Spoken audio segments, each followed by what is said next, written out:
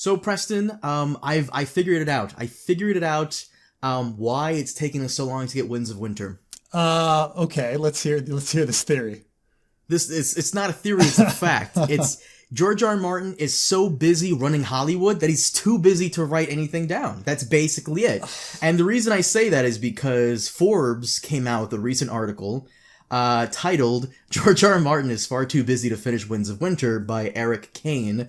And I read it. The guy makes a good point. We missed a George R. R. Martin blog 10 days ago. Yeah. Because when I sent it to you, you were like, what's this? In it, George Martin has been basically working on almost every new TV show and movie in Hollywood lately. And the guy writes down a laundry list of things that George is working on. Do you mind if I... Okay, let's see it. Let's hear it. So, apparently there's going to be an adaptation of one of his stories called In the Lost Lands, directed by Resident Evil director Paul W.S. Anderson, and starring his wife, Mila Jovovich, and Dave Bautista from Guardians of the Galaxy. I read the synopsis of In the Lost Lands. Some sorcerer is traveling the Lost Lands to search for a way to turn someone into a werewolf? Yeah, so, I mean, it's... In the Lost Lands, so George R. R. Martin's writings can kind of be broken up into time periods. So, like, his 60s and 70s were very sci-fi. And then when the 80s hit, he switched to writing horror and occasionally a few fantasy stories. So In the Lost Lands is from his, like, 80s period. And it's about a sorceress queen who wants a cloak that can allow her to change into a werewolf. I think there's a couple stories that he wrote around the same time that kind of deal with werewolves, and I think that's it. It's been a long time since I read it, but I think it's a queen who is looking for, like, I think there are certain people that have the ability to change into werewolves, but if you kill them and take their skins, you skin them, I think you get that ability too. I think that might be it. That would sound in line with, the Boltons and... Right, and that's what, he also wrote a book called The Skin Trade around this time, which also deals with, like, skinning werewolves and getting their powers.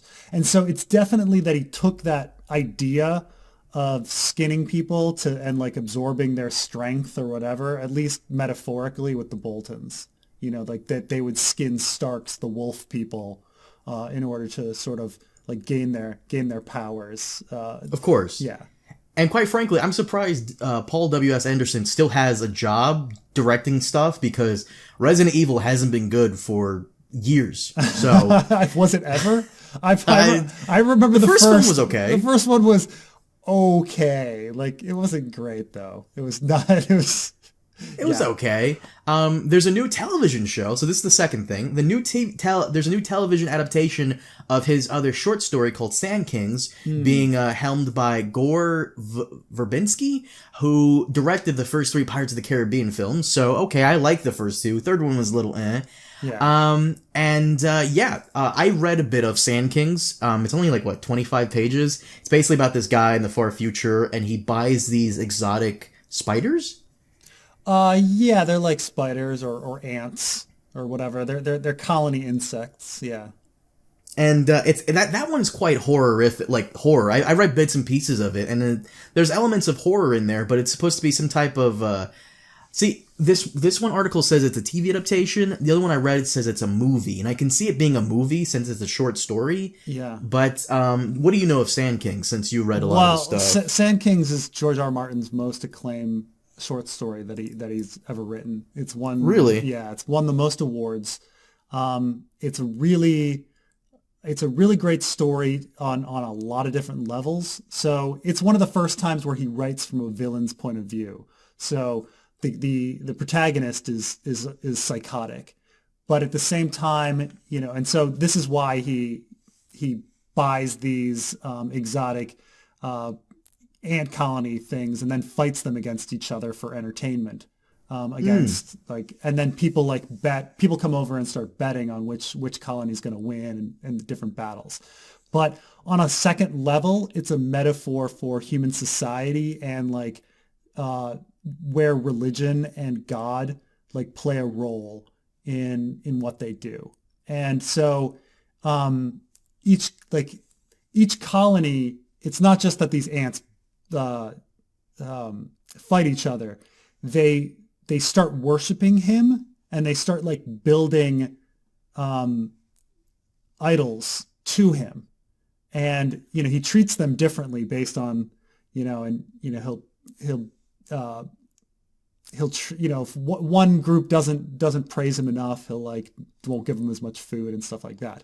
But then they break free, and he has to deal with it. And each one of them kind of represents a different society in our world. So like the white colony represents Western society, and it kind of gets out of control and starts trying to take over. And he has a couple that represent, I think, like Soviet and Chinese technology or societies. And, he's able to defeat those ones. And then he has to defeat like Western society, which is getting out of control and growing and taking over his entire house. And, and then in the end, I'm going to spoil the story, but don't spoil it, because I do kind of like want some of the audience to like go into it. But so Sand Kings, that's somewhat of the big one that's been making headlines. Sand Kings is arguably the best thing he's ever written. I mean, it's arguable. It's not my favorite story, but it's won the most awards. It's a very, very deep, well thought out story on a lot of different levels, and it also like. So much of Ice and Fire comes from it. So for instance, if we're talking about like dreams, like prophetic dreams, like influencing people's minds and mind control, that's in that story. Faces being put on like when they he has these faces on the side of these castles, and it's very similar to like the faces on the werewoods, and things like that. And like each of the ant colonies are controlled by these things called maws, which are like the main brain of each colony. And it's very reminiscent of Bloodraven. Because if you think like Bloodraven is beneath like this big werewood with a face on it, controlling the world, sending out prophetic dreams. And this sort of stuff happens in Sand Kings. It's one of the stories that I'd absolutely recommend like every person that's ever been interested in Ice and Fire to read. Like if I had to say like, okay, you need to read a certain number of stories, like I would absolutely say read A Song for Leah, read And Seven Times Never Kill Man, and read Sand Kings. Because George R.R. Martin repeats a lot of his ideas, and those three stories, just a lot of the ideas come from that. Yeah. So Sand Kings, that's the second one. The third one that he's somewhat involved with, though it's not really too sure, is that Warner Brothers is going to adapt one of his other stories called The Ice Dragon. Yeah. Also, in television, this is quoting him, in television, as seen here, I am working with Kalinda Vasquez on a pilot for Roderick Zelenzi's Road Marks, and I am part of the terrific team that is trying to bring Who Fears Death to series on HBO. Oh, so, that's that Nigerian, future Nigerian, it's a Afrofuturist sci-fi writer. I can't pronounce her name either, but she's very big these days. She's written a whole bunch of issues of Black Panther, and she writes sci-fi Afrofuturist stories. I think that's what Who Fears Death is. The other guy, Roger Zelazny. Roger Zelazny is one of George R.R. Martin's like major influences in his life, and then the guy eventually becomes one of his best friends. Oh. Roger Zelazny, he most famously wrote a book called The Lord of Light. Yes. Which is about a bunch of people who can transfer their consciousness, and so they start calling this process reincarnation, and then they start taking on the forms of like Hindu deities. And the main character, it's funny because a lot of people are like, oh, Sam Tarly, like Sam, that must be a reference to Samwise Gamgee from Lord of the Rings. Probably, maybe, but then again, the main character in The Lord of Light is also Sam, who tries to disrupt the whole system by introducing Buddhism into the planet.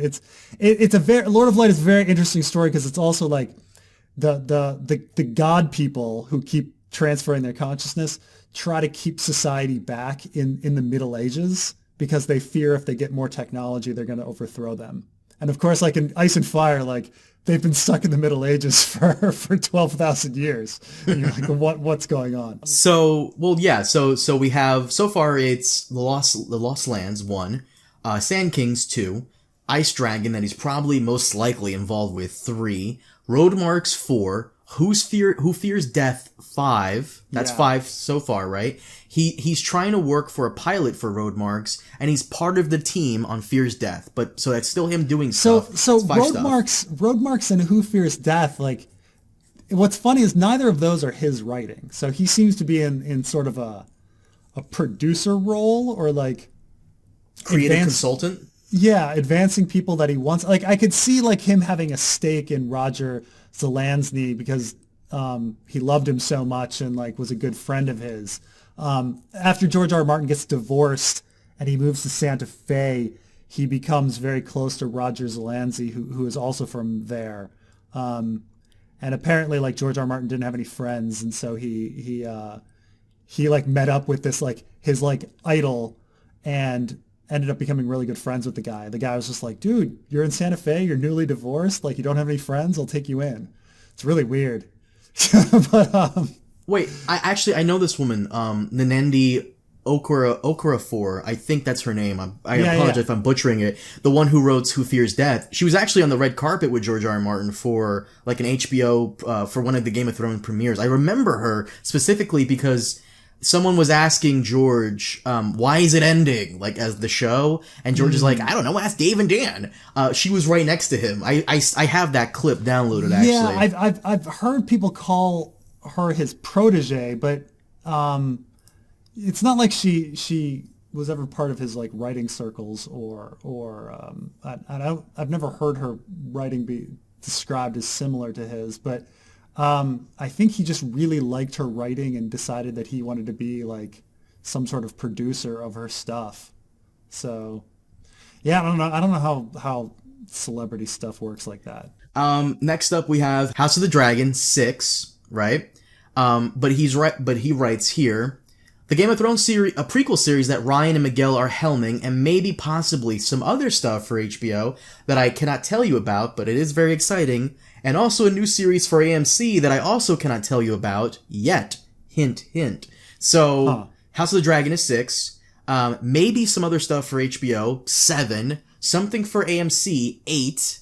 And then he writes, oh, and there's Friends Forever. Just a short film, maybe 20 minutes long. A labor of love that I hope you all love as much as I do. That one will happen if the pandemic is ever over. So what's that, 9?